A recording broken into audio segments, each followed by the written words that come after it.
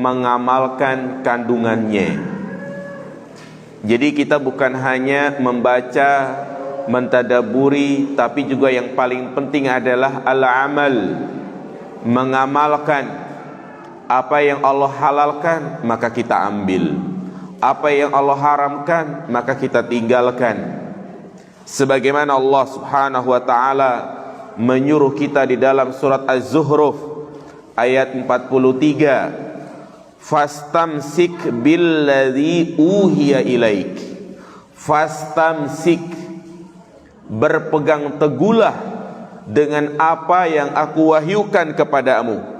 Innaka ala siratim mustaqim, sesungguhnya engkau berada di jalan yang lurus. Ya, inilah tujuan Allah Subhanahu wa ta'ala menurunkan Al-Quran, agar kita mengamalkannya. Ya, maka percuma seseorang yang sudah mengetahui ini halal, ini haram, tetapi dia tidak mengamalkan. Rasulullah sallallahu alaihi wasallam mengatakan, Al-Qur'anu hujjatun laka au alaika. Al-Quran bisa menjadi penolong bagimu, dan bisa jadi Al-Quran menjadi bumerang bagimu. Al-Quran menjadi penolong yaitu jika diamalkan, menjadi bumerang jika tidak diamalkan. Maka kebanggaan yang hakiki bukan hanya sekedar menghafal Al-Quran. Betapa banyak orang yang hafal Al-Quran tapi nyeleneh pemahamannya. Iya, demikianlah jamaah sekalian, orang-orang Khawarij yang Nabi SAW menyampaikan tentang mereka, bacaan Al-Quran kita tidak ada apa-apanya dengan mereka, hafalan kita tidak ada apa-apanya dengan mereka. Sampai-sampai ya disebutkan seorang yang membunuh Ali bin Abi Thalib adalah Abdurrahman bin Muljam, seorang yang lisannya selalu membaca ayat-ayat Allah. Bahkan di zaman Umar bin Khattab, dialah guru TPA. Setiap kali ada orang yang ingin belajar Al-Quran, Umar mempersilahkan untuk belajar kepada Abdurrahman bin Muljam. Tetapi itu tiada artinya di sisi Allah kalau ternyata dia tidak mengamalkan isinya sesuai dengan apa yang Allah kehendaki. Maka seorang yang sudah mengetahui halal haram di dalam Al-Quran tetapi dia tidak mengamalkannya, maka dia akan mendapatkan azab yang sangat dan teramat pedih. Apa kata Nabi? Asyaddun nasi azaban yaumal qiyamah alimun lam ya'malhu bi ilmi. Orang yang paling pedih azabnya adalah orang yang mengetahui ini halal, ini haram, tetapi dia tidak mengamalkannya. Ya, ini diantara kewajiban yang paling penting adalah apa? Al-amal. Kemudian yang keempat, min hakil Quran alal muslimin ayyatajaru bihi ma'allah. Di antara hak Al-Quran adalah hendaknya kita berdagang bersama Allah Subhanahu wa ta'ala. Naam, kita disuruh untuk berdagang bersama Allah. Maka berdagang dengan Al-Quran tijaratun robihah, perdagangan yang pasti mendapatkan keuntungan. Perhatikan firman Allah dalam surat Fatir ayat 29. Innal ladzina yatsluna kitaballah wa aqamus shalah wa anfaqu mimma razaqnakum sirran wa alaniyah yarjuna tijaratan lan tabur. Sesungguhnya orang-orang yang membaca Al-Quran, selalu bergaul dengan Al-Quran, mereka yang mendirikan salat, menginfakkan hartanya dari apa yang Allah berikan kepada mereka, baik dalam keadaan tersembunyi maupun dalam keadaan terang-terangan, mereka berharap perdagangan yang tidak akan rugi. Kita berdagang dalam urusan dunia, terkadang untung, terkadang rugi. Tapi di sana ada perdagangan yang tidak mengenal istilah rugi, yaitu berdagang dengan Al-Quran. Kita bergaul dengan Al-Quran, menyempatkan waktu kita untuk membacanya. Kenapa dikatakan tidak akan merugi? Wa min arba'i hadhi tijarah, di antara keuntungan yang melimpah dari perdagangan ini, kasbul hasanatil katsirah, dia mendapatkan pahala kebaikan yang teramat besar. Apa kata Nabi? Man qara'a harfan min kitabillah falahu bihi hasanatun wal hasanatu bi asri amsalihha. Barang siapa yang membaca satu huruf, maka baginya satu kebaikan, dan satu kebaikan tersebut akan dilipat gandakan menjadi 10 kali lipat. Satu huruf tok, jamaah sekalian. Alif lam mim bukan satu huruf, tapi alif lam mim itu 3 huruf. Berarti orang membaca alif lam mim tok itu mendapatkan berapa kebaikan? 30 kebaikan. Tapi bukan membaca alif lam mim doang. Alif lam mim shadaqallahul azim. Nah, kemudian keuntungan yang berlipat lainnya, ar-raf'atu fid dunya wal akhirah. Allah akan tinggikan derajatnya. Allah akan tinggikan derajat di dunia dan di akhirat. Allah mengatakan dalam surah Al-Mujadilah, yarfa'illahu alladhina amanu minkum walladhina utul ilma darajat. Allah mengangkat derajat orang-orang yang beriman di antara kalian dan orang-orang yang memiliki ilmu. Wal Quran afdalul ilmi, dalam Al-Quran adalah ilmu yang paling afdol. Innallaha, kata Nabi, yarfa'u bihadzal kitab aqwaman wa yada'u bihi akharin. Sesungguhnya Allah Subhanahu wa taala mengangkat derajat suatu kaum karena sebab Al-Quran, dan akan menghinakan suatu kaum karena sebab Al-Quran. Allah hinakan suatu kaum karena sebab Al-Quran, karena dia tidak membacanya, tidak mengamalkannya, dan tidak mentadaburinya. Nah, makanya Allah istimewakan seseorang yang pintar baca Al-Quran. Nabi persilakan dia untuk menjadi imam. Apa kata Nabi? Ya ummul qaumu aqra'ukum li kitabillah. Orang yang berhak menjadi imam adalah orang yang paling pandai dalam membaca Al-Quran. Keuntungan lainnya, yasfa'ul Quran li sahibihi yaumal qiyamah. Al-Quran akan memberikan syafaat pada hari kiamat. Apa kata Nabi? Iqra'ul Quran fa innahu ya'ti yaumal qiyamah syafi'an li ashabi. Bacalah Al-Quran, karena sesungguhnya Al-Quran akan menjadi syafaat pada hari kiamat. Keuntungan lainnya yang berlipat ganda, yuhalla bitajil kiramah yaumal qiyamah wa yardallahu anhu. Dia akan dipakaikan mahkota kemuliaan, jamaah sekalian, nanti pada hari kiamat. Jadi menjadi ciri khas, sehingga orang mengenalnya dia adalah seorang yang pandai membaca Al-Quran. Apa kata Nabi? Yaji'ul Qur'anu yaumal qiyamah. Al-Quran akan datang nanti pada hari kiamat. Dia akan mengatakan, ya Rabbi halahi, wahai Rabbku, berikan dia mahkota bagi orang yang membacanya. Fayalbasu tajal kiramati summa yaqul ya Rabbi zidhu fayalbasu hullatal kiramah. Maka dia pun memakai mahkota kemuliaan tersebut, dan Al-Quran ini pun mengatakan, ya Rabb tambahkan lagi, sehingga ditambahkan kemuliaan baginya. Subhanallah jamaah. Inilah perdagangan yang tidak akan apa? Merugi.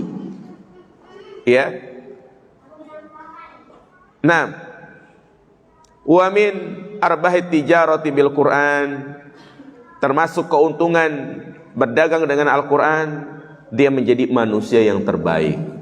Khairun nas khairukum man ta'allama al-Quran wa 'allamah. Sebaik-baik kalian adalah orang yang mempelajari Al-Quran dan mengajarkannya. Kemudian yang terakhir di antara hak Al-Quran, yaitu min hakil Quran ala ali ayyata'addabu bi adabihi wa yatakhallaqu bima fihi. Hendaknya kita beradab dan berakhlak dengan apa? Al-Quran. Makanya Rasulullah SAW ketika ditanya tentang akhlak Nabi, ya, Aisyah ketika ditanya tentang akhlak Nabi, apa kata Aisyah? Fa inna khalaqan Nabi sallallahu alaihi wasallam kana Al-Quran. Jadi akhlak beliau itu adalah akhlak Al-Quran. Subhanallah jamaah sekalian. Ya, apa yang tadi saya sampaikan ya sangat jelas, wadih, menunjukkan tentang pentingnya bagi kita untuk selalu bergaul dengan apa? Al-Quran. Ya, kajian-kajian seperti ini mungkin sudah sering disampaikan, sudah sering diingatkan. Tetapi apalah arti dari nasihat-nasihat kalau itu hanya didengar doang? Maka tentunya setelah kita mempelajari ya berkaitan tentang hak-hak Al-Quran, hendaknya kita betul-betul meluangkan waktu kita untuk membacanya. Subhanallah, banyak waktu sebenarnya. Hanya saja kitanya yang mungkin malas, lebih fokus dengan kesibukan-kesibukan lain. Ba'da subuh, waktu yang paling tepat. Pokoknya ba'da subuh sama ba'da maghrib. Ba'da maghrib, sudah, tinggalkan aktivitas duniawi. Setelah kita selesai pulang kerja, kita kan pulang kerja jam 5, maghrib, sudah. Ya, buka Al-Quran, ngaji bersama keluarga kita, saling mendengarkan, saling menyimak. Subhanallah, indah jamaah sekalian, indah. Bukan ini pada maghrib langsung tepar depan TV, ambil remote, ya kan? Itu kebiasaan kita. Ya, makanya kalau kita lihat setiap rumah pasti tidak ada yang namanya nggak punya TV, ya kan? Semuanya pasti punya televisi gitu ya. Ya, maka suatu karomah jamaah sekalian. Karomah di zaman sekarang kalau di rumah itu nggak ada televisi. Karomah. Kenapa dikatakan karomah? Ya, karena namanya televisi zaman sekarang isinya apa?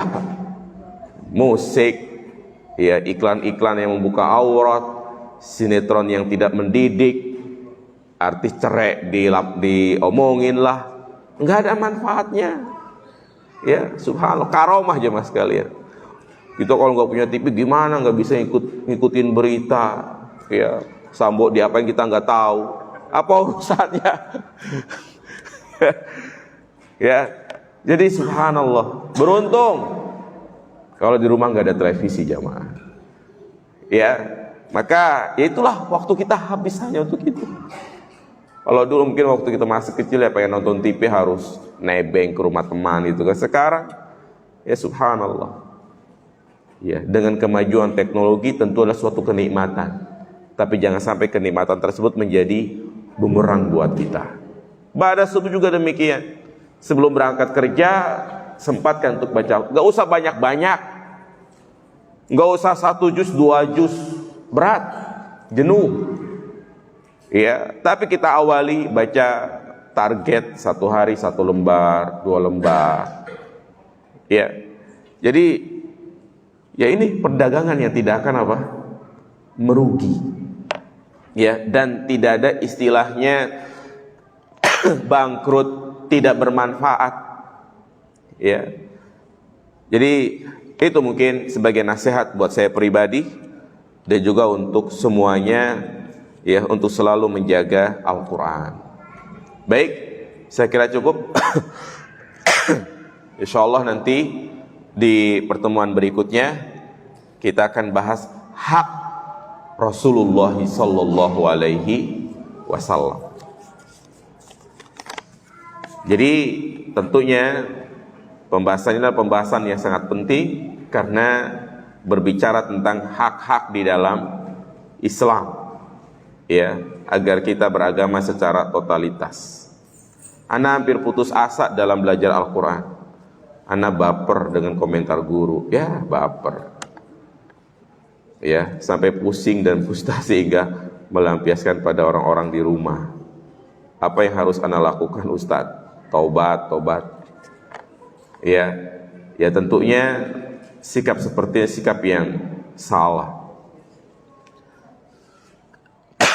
Yang namanya belajar ya pasti perlu adanya mujahadah, bersungguh-sungguh, semangat, ya, dan terus berulang-ulang, dan jangan baperan, ya, jangan baperan.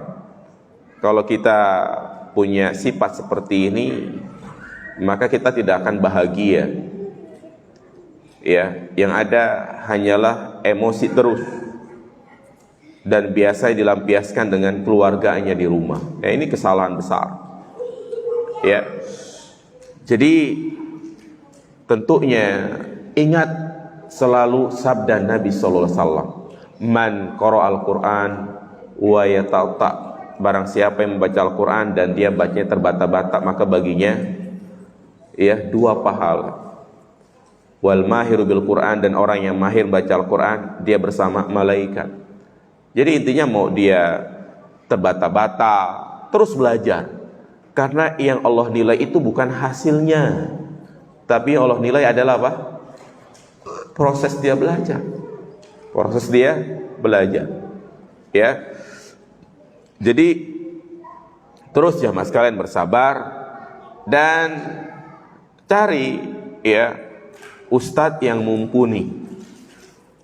Maksud dari ustadz yang mumpuni ini bukan hanya ustadz yang pintar bacaannya, tapi ustadz yang pandai memahamkan jamaahnya. Beda.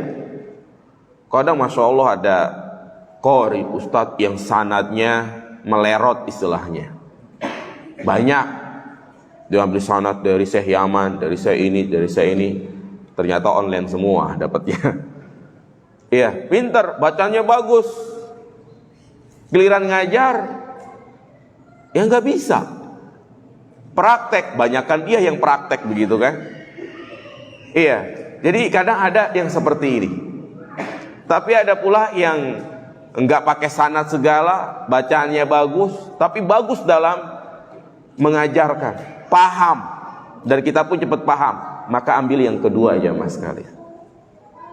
Ya, jadi sekali lagi, sanad itu jangan menjadi suatu kebanggaan tersendiri. Fitnah di zaman sekarang. Ngikutin daurah bayar 600.000 2 bulan nanti dapat sanad. Banyak itu sekarang itu. Ya, kadang dia ikutin daurah padahal bacanya nggak bagus, karena dia udah bayar 600.000, mau nggak mau harus dapat apa? Sertifikat. Gampang banget. Udah gitu online lagi caranya. Ya. Dan sertifikatnya digital lagi. Jadi sanad bukan suatu hal yang ini jamaah sekalian. Sekarang banyak gitu kan, sanad, murid saya ini gitu kan, menjual sanad. Ya, jadi yang penting baca Al-Quran. Udah dari Iqra. Iqra itu udah paling bagus jamaah sekalian. Kalau dulu mah alif-alifan ya, lama-lama jadi alif beneran. Iqra jilid 1, jilid 2, terus ikutin jilid 3, jilid 4. Ya, jilid 5, jilid 6, selesai. Paling 2 tahun kali gitu kan. Ya. Jadi ya ini cari guru yang bukan hanya pintar tapi bisa ngajarin gitu loh. Ya. Mengena dan bisa kita praktekkan dalam kehidupan sehari-hari kita. Dan juga bagi siapa yang sudah mampu membaca Al-Quran dengan baik, mulai belajar menghafal. Hafal tuh dari An-Nas, Al-Falah, terus ada peningkatan. Ad-Duha. Jangan ini sholat 5 waktu, sholat sunnah rawatib bacanya kalau nggak kuliah kulhu. Kalau nggak ina atain atabat, udah selesai. Nggak ada peningkatan gitu kan. Ya, jadi ada peningkatan belajar. Dan ngapal itu nggak harus banyak-banyak. 1 hari 2 ayat, 3 ayat begitu kan. Subhanallah. Ya, saling dites sama istrinya, suaminya gitu ya, sebelum tidur. Nah, baik, saya kira itu mungkin yang bisa saya sampaikan. Subhanakallahumma bihamdika asyhadu an la ilaha illa anta astaghfiruka wa atubu ilaik. Assalamualaikum warahmatullahi wabarakatuh.